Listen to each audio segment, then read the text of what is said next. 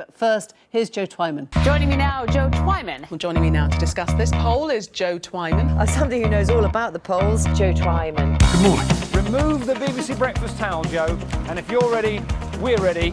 Off he goes. Look at that. Here's someone who juggles data for a living, pollster Joe Twyman. What do you think about this as a opinion-gathering method? Well, as my idol Peter Snow would say, it's just a bit of fun. It is proving quite heavy going for the Lib Dems. The most popular Labour promises and the least popular in terms of polling. Well, in the stuff that we've tested, we've found that things like controlling rent so that the rises can only be in line with inflation. The majority of people support that. In fact, nearly 2/3 of people support it. Should we actually bother listening to pollsters like you? Well, I think you should definitely listen to me. Well, you got it right. Yeah, you got exactly. it right. And that's very kind. The context in which this takes place is that London as a whole is broadly supportive of Labour. And so that means that any Conservative candidate who wishes to become mayor starts from a position of disadvantage. Most people vote on broad narratives, the stories that we tell ourselves and each other about the parties, and they get the cues from that from the leaders. They have the potential to bring about a change, to move the dial, as geeks like me say. That can make a difference. Joe, thanks very much again.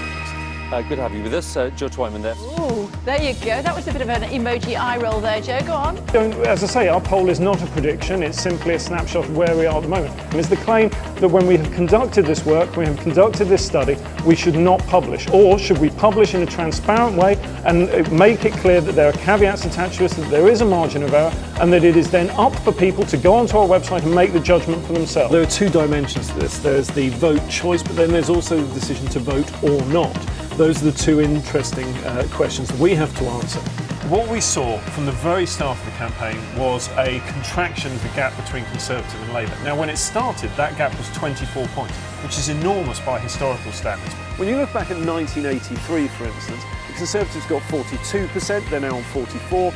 Labour got 27%, they're now on 23%. The question now is, if he can't win in Stoke, somewhere so heavily dominated by people voting Brexit, then where can he win? Well, I'm in your constituency and you haven't knocked on my door. My grandma is in your constituency and you haven't knocked on Oh, well, there you go. There's a door to knock on that. There's still a lot of chatter in continental Europe, particularly among the German newspapers, for instance, that there will be legal mechanisms that will allow Britain to withdraw from withdrawing, exit Brexit, as they're characterising it. After being very much the Heineken mayor of London, reaching the parts that other politicians cannot reach, Boris Johnson may well regard himself as the best person on the Leave side to appeal to Remainers. Joe Twyman, thank you so much for being here. Great perspective, a lot to get to, a lot going on in the world today. And as always, thanks for being here.